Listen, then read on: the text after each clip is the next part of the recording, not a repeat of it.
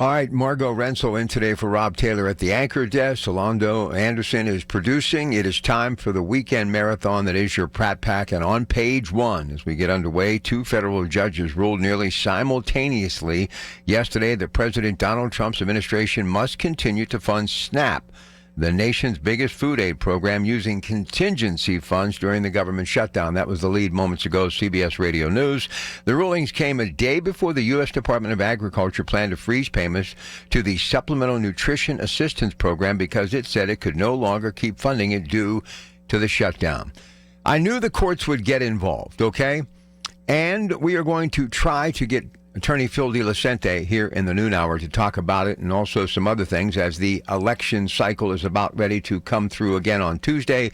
Superior Court judges up for re-election, lots to get to. But as far as this government shutdown, I have been saying for weeks that it would come to this.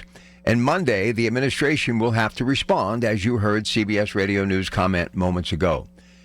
The president is going to take a hard stance with this, and it's not as though he doesn't want to help the American people. He will find a way, I believe, to get the benefits, even if he has to privately fund it, and he's got friends with deep enough pockets to do that.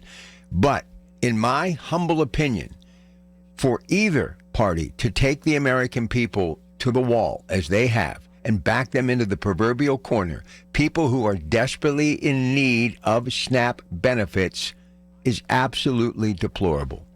And if I had anybody in my district, my state, that I knew was one of the ones who held this up, I would take extreme action too whenever they are up for re-election.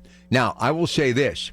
I am pleasantly surprised with our senators in Pennsylvania, one being John Fetterman, a Democrat with the voice of reason, and Senator Dave McCormick, who has always been, I believe, on point when it comes what is best for the citizens of Pennsylvania, even in a very short time in office, going back to the Energy Summit and moving forward with all of that. We are living in very turbulent times right now. And what a lot of these politicians don't realize, the American people are at their wits' end. They have no wiggle room. They are so frustrated with what's happening in politics that decisions like this, in which it goes to the 8th hour and beyond, taking food out of the mouths of Pennsylvanians, and of course 42 million across this great country, 2 million in Pennsylvania alone, could be catastrophic. This is not over yet. And as I mentioned, Margot Rensel at the anchor desk for Rob Taylor will have the latest on this throughout the day and into the early afternoon. It's your Pratt Pack. That is page one.